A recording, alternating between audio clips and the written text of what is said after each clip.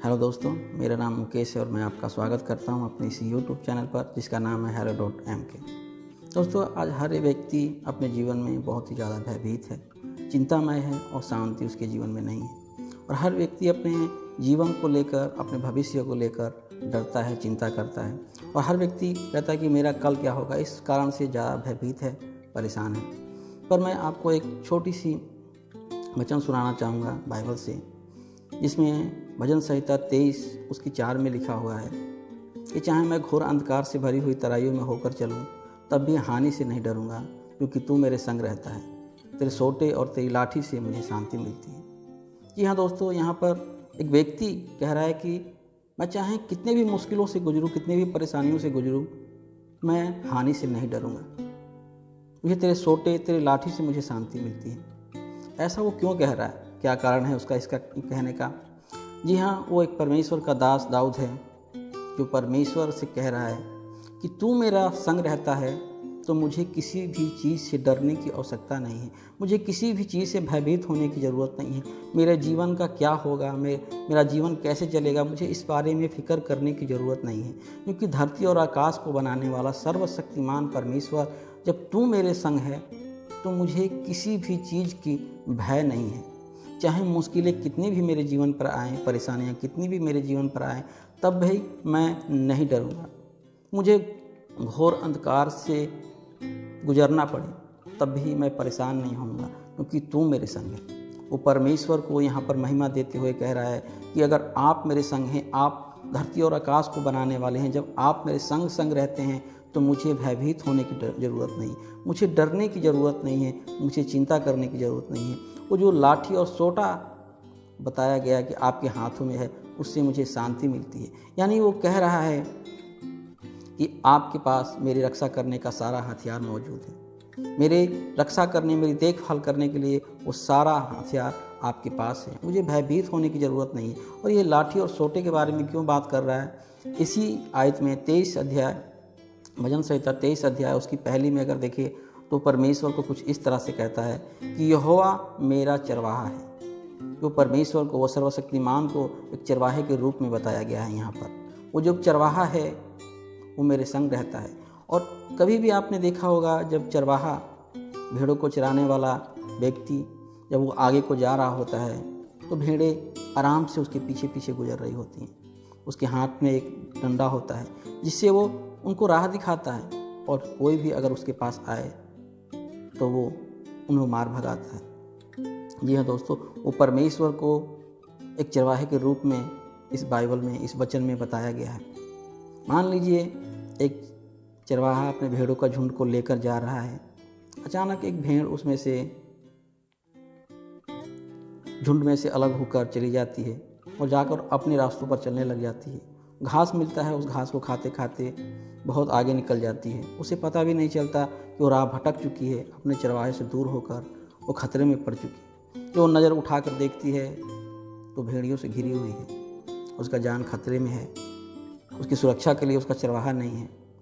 वो वहाँ पर सोच रही है कि अब मैं क्या करूँ, किस प्रकार से बचूँ, किस प्रकार से अपनी जान की रक्षा करूँ। वो बहुत ही भयभीत है, बहुत डरी हुई है, बहुत परेशान है। वो अफसोस कर रही है कि काश मैं उस चरवाहे के पीछे ही चलती, जो मुझे रास्ता दिखा रहा था, मैं उसी के साथ जाती।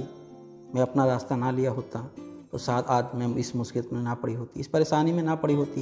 ये सोच रही है, परेशान है। वो जानती है कि मेरा जीवन का अब अंत होने वाला है, पर एक काम कर रही है, वो वहाँ पर ज़ोर ज़ोर से चिल्ला रही है। बहुत लोग आ रहे हैं, जा रहे हैं, कोई उसकी रक्षा नहीं कर रहा है। वो ज़ोर ज़ोर से चिल्ला रही है। वो जानती है कि अब उसका अंत होने वाला है। वो अपने आँखों को बंद करके वहाँ पर चुपके से बैठ जाती है और चिल्लाती है ज़ोर ज़ोर से। थोड़ी देर के बाद उसकी आँख खुलती है तो उसे महसूस होता है कि वो किसी की गोद में है। वो देखती है तो उसका चरवाहा होता है जो उसे गोद में उठाए हुए है। उन भेड़ियों को जो उसका शिकार करने आ रहे थे, उनको मार के भगा चुका होता है। वो देखती है उसके हाथ में जो डंडा था, जो लाठी थी, उससे उन भेड़ियों को मार चुका है, भगा चुका है। उस लाठी को देखकर कहती है कि तेरे लाठी और तेरे सोटे से मुझे शांति मिलती है, क्योंकि तेरे पास वो हथियार है जो मेरी रक्षा के लिए है। जी हाँ दोस्तों, हमारा सर्वशक्तिमान परमेश्वर जो इस दुनिया को बनाने वाला है, उसके पास आपकी रक्षा करने का सारा हथियार मौजूद है, सारे औजार उसके पास है। ये दुनिया उसके नियंत्रण में है, तो आपको चिंता करने की ज़रूरत नहीं है। यहाँ पर एक भेड़ जब अपने झुंड से अलग हो जाती है, वो चिंता में पड़ जाती है, परेशानी में पड़ जाती है, समस्या में पड़ जाती है। आज बहुत सारे लोग ऐसे हैं जो परमेश्वर से अलग हो चुके हैं। उनका जीवन निराशाओं से भर चुका है, परेशानियों से भर चुका है, दिक्कतों से भर चुका है। चारों तरफ शायद भेड़ियों का झुंड है, जीवन खतरे में लग रहा है। पर एक काम जो उसने किया, आपको भी करने की ज़रूरत है। अपने आँखों को बंद कीजिए, उसे पुकारिए, वो आएगा, आपको बचा लेगा।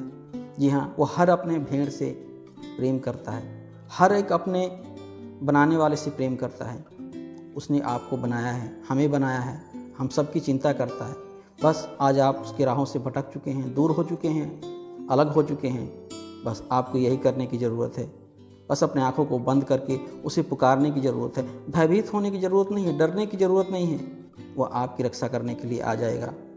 उसने बहुत ही अच्छा काम किया, उसने पुकारा और उसकी सुन ली गई, क्योंकि परमेश्वर का वचन कहता है, तू मुझे पुकार तो मैं तेरी सुनकर तुझे छुड़ा लूँगा। जी हाँ दोस्तों, आज शायद आप कोई तकलीफ में हैं, परेशानी में हैं, जीवन में चिंतित हैं, अपने जीवन को लेकर भयभीत हैं। उसकी ज़रूरत नहीं है। वो महान सर्वशक्तिमान के ऊपर अपना जीवन दे दीजिए, उसके नियंत्रण में दे दीजिए। वो सारी परेशानियों को दूर करेगा, वो आपको अच्छे से संभाल कर रखेगा। जैसे दाऊद भगत कहता है, चाहे मैं घोर अंधकार से भरी हुई तराइयों में होकर चलूं, तब भी हानि से नहीं डरूंगा, क्योंकि तू मेरे संग रहता है। वो जानता है कि वो किसकी हिफाजत में है, वो किसके संग है, उसका हिफाजत करने वाला कौन है। इसलिए वो निडरता के साथ इस वचन को बोल पाता है कि मैं घोर अंधकार से हुई तराइयों में चलूँगा, तब भी हानि से नहीं डरूँगा। जी हाँ दोस्तों, आप भी विश्वास रखिए उस महान परमेश्वर पर, जिसने इस धरती आकाश को बनाया है, और अपना सारा जीवन उसी पर डाल दीजिए। वो आपको कमाल की जगह पर पहुंचाएगा, आपको बहुत ही आशीषित करेगा। आज भटके हुए हैं तो उसकी राहों को चुन लीजिए, फिर से पुकारिए, वो आकर आपको बचा लेगा। आप उसकी गोद में होंगे और आपको आशीषित करेगा। प्रभु आप सभी को बहुत सारी आशीष दे। आपको अगर ये वीडियो अच्छी लगी हो तो इसे ज़रूर लाइक करें, हमारे चैनल को सब्सक्राइब करें और अपने दोस्तों के साथ भी शेयर करें। प्रभु आप सभी को आशीष दे। मिलेंगे एक नई वीडियो में, जब तक के लिए जय मसीह की।